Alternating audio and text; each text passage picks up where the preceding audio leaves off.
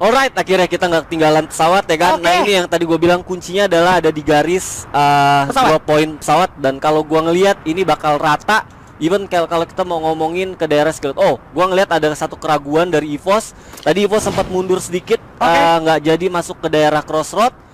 Dia coba turun di daerah yang gue rasa nggak cukup bagus buat ngelut. Nggak cukup bagus? Nggak cukup bagus buat ngelut. Dan kalau kita perhatiin dari RRQ tetap dengan pattern yang sama. Benar. Dia bakal turun di daerah Brasilia, di mana udah ada EXP, V Gaming, dan juga ada satu tim yang gue rasa bakal jauh juga dari sana.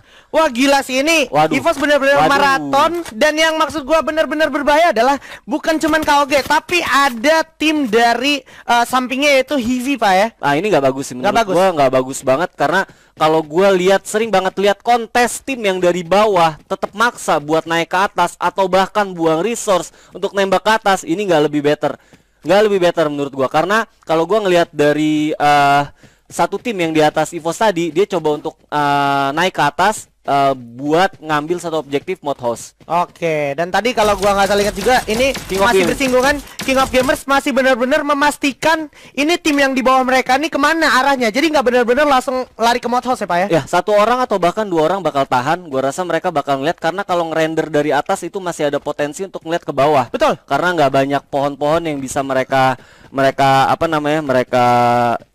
lihat. Dan kalau gue lihat bener banget akhirnya EVOS coba nggak maksa untuk ngejar KOG, dan mereka coba untuk memaksimalkan daerah field. Yang mana sebenarnya kalau kita ngomongin dari rotasi EVOS yang biasanya, field adalah rotasi kedua mereka. Betul. Saat mereka after dari Crossroad. Tapi kalau ngeliat tadi isi mod house dan Crossroad juga udah diisi sama 2 tim.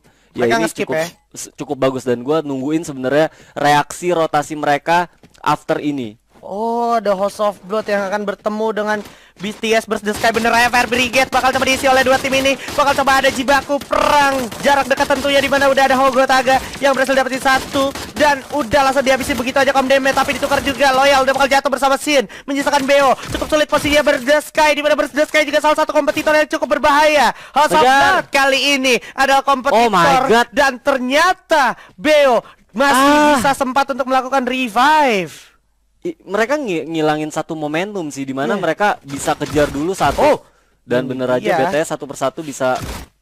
Wah, bakal coba langsung diterusin oleh gunshot tentunya dari House of Blood, benar-benar menghabisi Burst the Sky. Satu sinyal yang cukup baik, di mana Burst the Sky masih harus gue notice sebagai salah satu kompetitor terberat Pak. Gue cukup deg-degan sih tadi gimana setup dari HOG ya. Ya, dan Total Gaming malah menarik diri ke arah sentral, di mana seharusnya Total Gaming ada di area field. Tapi kali ini dia bakal bertemu dengan Geek Fam, something yang menurut gue setupnya cukup baik dari Total Gaming. Tapi ada pembagian posisi yang cukup baik juga dari tim Geek Fam, di mana Geek Fam harus kehilangan Hazik terlebih dahulu, maksud gua Soyu, dan udah menjadi Apis yang terkenal, dan bakal langsung di end aja oleh Hazik. Tuker aja, menyisakan Golden, langsung jump shot, setengah darahnya udah hilang. Masih ada Hazik dan juga Mafia Bal dari samping. Geek Fam ternyata yang harus posisi 11 Pak. Gua ngeliat tadi mekanis dari Geek Fam sendiri juga nggak spesial banget ya, karena gua ngeliat kontesnya bener-bener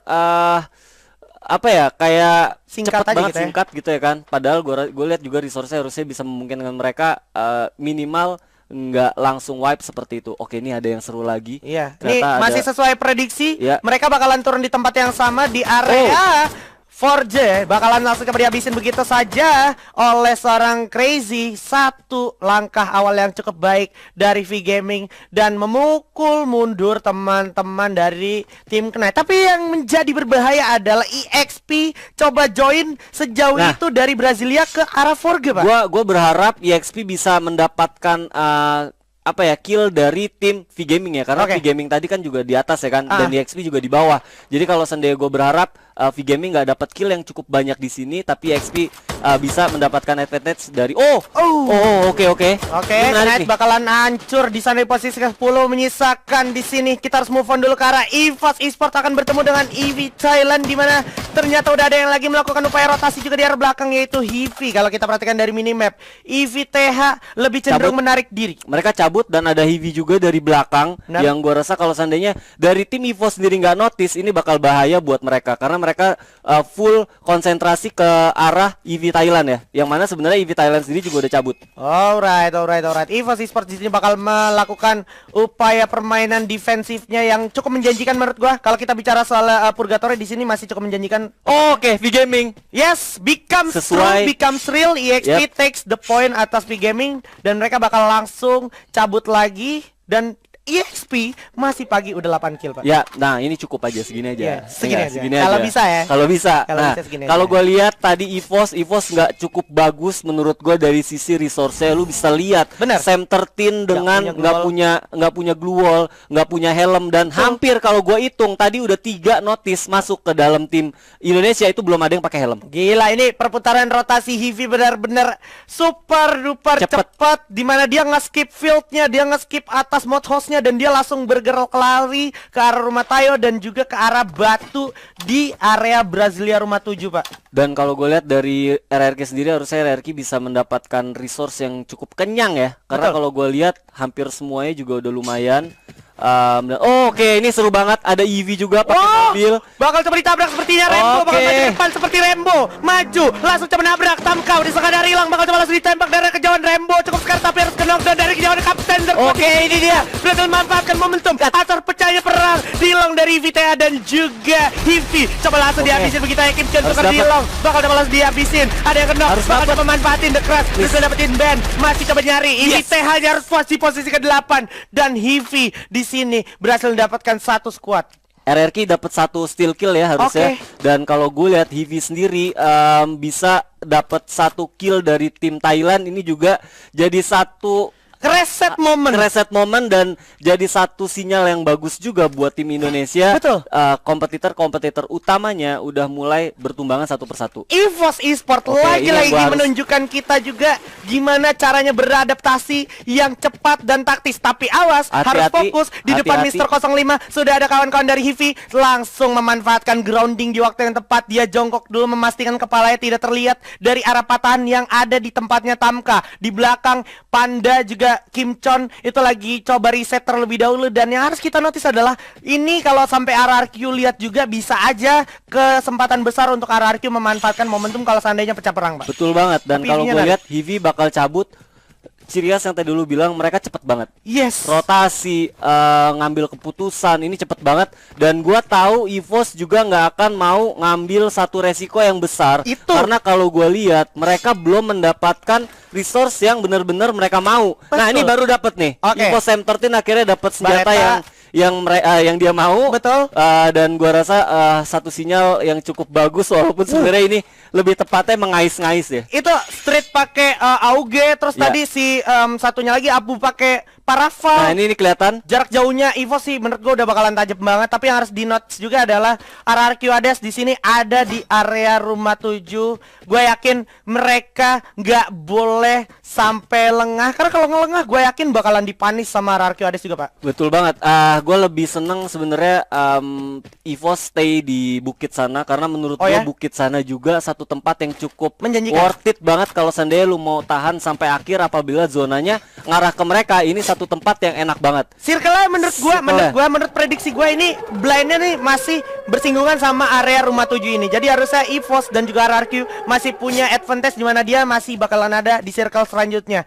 Dan kalau gue lihat dari gesturnya bener kayak EVOS bakal tahan di daerah ini. Betul. Untuk nahan dulu dan ngelihat update dari zona itu sendiri. Yes.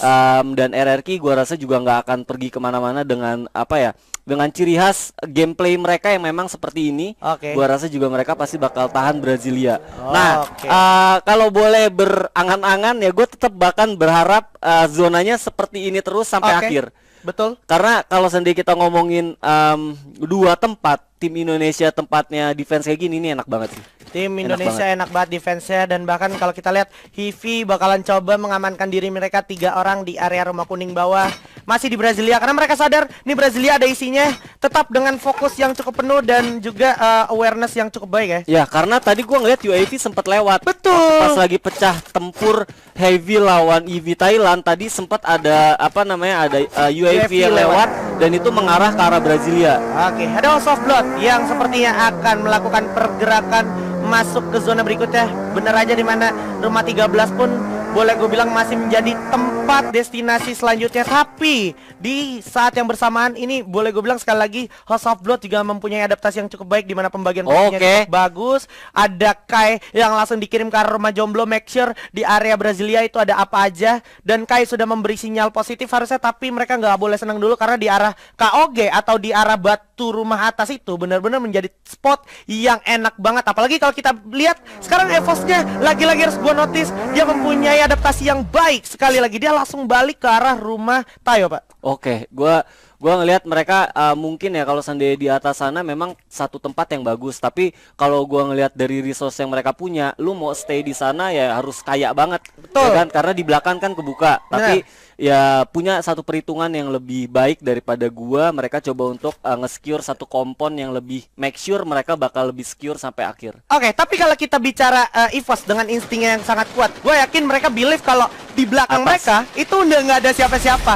Semua tim udah melakukan rotasinya di tempatnya masing-masing di kompon selanjutnya. That's why EVOS mungkin bisa ada di sana karena mereka believe udah nggak ada lagi yang turun di area map atas. Dan juga tadi kalau kita bicara EVTH, UAV-nya. Wah, ini UAV-nya benar-benar jahat banget, cepu banget. Udah nge-appear dari pergerakan House of Blood juga ya. Dan gua rasa ini menarik banget.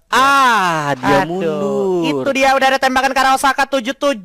Darahnya langsung terasa terkuras habis. Harus digulung dulu medical kitnya, di mana Getbu juga masih benar-benar bersiap untuk serangan terburuk dari setup yang dimiliki oleh EXP. Tapi EXP lebih memilih untuk menarik diri. Gue lebih worry ke EVOS yang nggak punya resource cukup bagus, tapi satu timing dimana akhirnya supply drop udah bisa di drop. Ini jadi satu keuntungan buat RRQ memaksimalkan airdrop yang mereka panggil ya harusnya. Karena sana masih ada fast level 3 yang tadi gue lihat juga nggak mereka punya. Terus mungkin masih ada beberapa peluru AWM yang mereka juga bisa ambil. Betul sekali. Dan sekarang sudah ada Hogotaha dan juga Dani dengan AWM-nya yang cukup menjanjikan ke arah Okaner. Hati-hati, Okaner cukup sadar sepertinya di arah depan Okaner tuh ada orang. Langsung dikasih sedikit hit pakai plasma gunnya Okaner tadi kalau gua lihat. Dan ternyata zona cukup jahat dan cukup menjadi peran antagonis untuk tim Indonesia. Karena ini memaksa RRQ Hades dan juga EVOS Esports bergerak lagi dan memutar otak mereka lagi. Ya, kalau untuk RRQ nggak terlalu jauh, walaupun mereka split 1-1-1 tuh ya. Tapi dengan potensi Pac-Man masih bisa mendapatkan vision dari tim India, harusnya mereka bakal mendapatkan hasil yang cukup baik. Yang jadi PR adalah ternyata EVOS cepet banget. Ya, EVOS dari tadi di situ. EVOS benar ya. EVOS mereka benar-benar standby di sana dan gua dapet ya. Ini yang gua tunggu. Ini yang gua tunggu. Jadi memanfaatkan pressure yang House of Blood punya, di sini Connor benar-benar bisa mendapatkan advantage tersebut.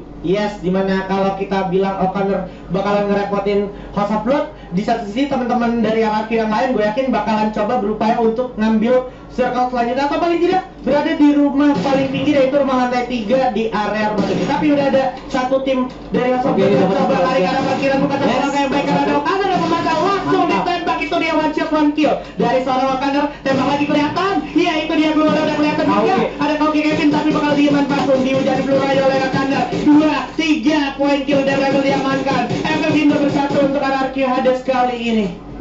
Dan gue rasa ini momennya harus langsung masuk. Kalau seandainya gue punya saran, ini saatnya mereka harus rotasi masuk ke dalam, secure dulu, karena kalau seandainya masih mau tahan hidup di belakang, ini bakal jadi satu bumerang menurut gue. Tapi yang harus kita catat juga adalah O'Connor dengan 4 duel tadi legal, kalau gue nggak salah ada 9 duel di satu ruangan di lantai 2 dan legal di sana yang menggunakan clue tadi. Jadi semua teman-teman dari RRQ bakalan coba regroup, bakalan coba deketin sama Legalot, dan Legalot masih ada di dalam zona. Ini something yang sangat baik untuk EVOS. Kenapa RRQ? Kenapa? Karena mereka aman banget. Mereka bakal fight di arah patahan bawah. Ada Total Gaming bakal langsung dihapus. Aku dan juga Mr. 05 dari arah kejauhan. Keluarnya juga bakal langsung dihujani. Kenapa dia malah gak bakal punya kesempatan? Karena ini adalah Abu. Bakalan coba mencetak dari saya Mr. 05 dengan satu AUG-nya. Dapatkan 1 poin lagi. lagi. Udah kelihatan ada yang knockdown. Bakal langsung dihabisin, dicari di mana sisanya. Masih ya Balor ternyata masih bisa memanfaatkan patahan untuk memindik-mindik sneaky masuk ke circle berikutnya. Tapi yang menjadi sisi positif adalah Hivi tertahan untuk masuk ke circle berikutnya. Bener banget, karena kalau gue lihat di sini harus cepet-cepet karena tinggal 20 second lagi zona harus nutup. Dan posisi dari circle yang ada di tim EVOS ini cukup jauh. Jadi EVOS dan terbuka Pak, open field banget, dimana di samping udah ada KOG, ada juga EXP. Mereka bakal jadi sulit banget boleh gue bilang kalau kita bicara open field. Tapi harus ditekankan lagi adalah EVOS masih bisa manfaatin momen untuk ngabisin player-player ada pinggir zona. Dimana sekarang udah ada Legalok dan kawan-kawan bakal coba natakin habis first main dari KOG. Hotspot juga masih ada di bawah. Kai di sana harusnya dan bakal coba dilawan. Kita perhatikan total game harus posisi ke-7. Pac-Man udah dapetin satu get bu. Sana yang naik juga agak ada yang di knockdown. Yaitu Legalok bersama Okannya cukup berhasil di bola jatuh. Sayang sekali momen yang cukup sulit untuk Arcade. CV harus posisi ke-6. Bakal coba di double bola.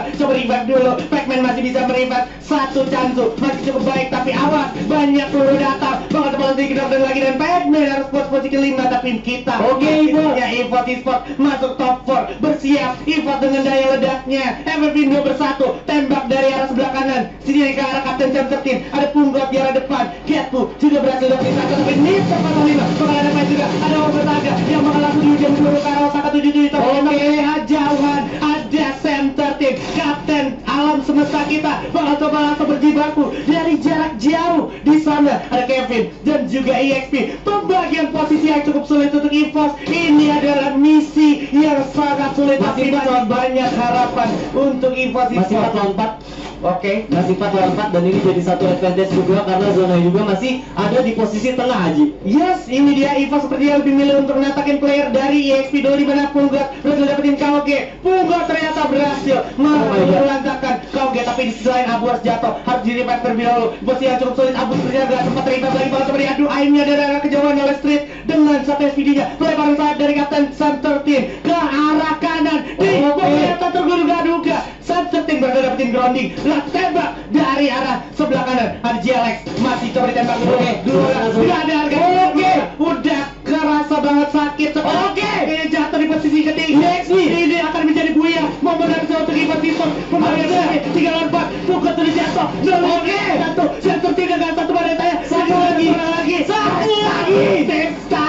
Ini adalah buaya untuk EVOS Esports. Wow. Alhamdulillah. Thank you semuanya Survivor. Ini Indo bersatu. Ini efek doa Aji. Efek doa. Dan gue rasa ini satu hal yang gue tadi udah notice ya.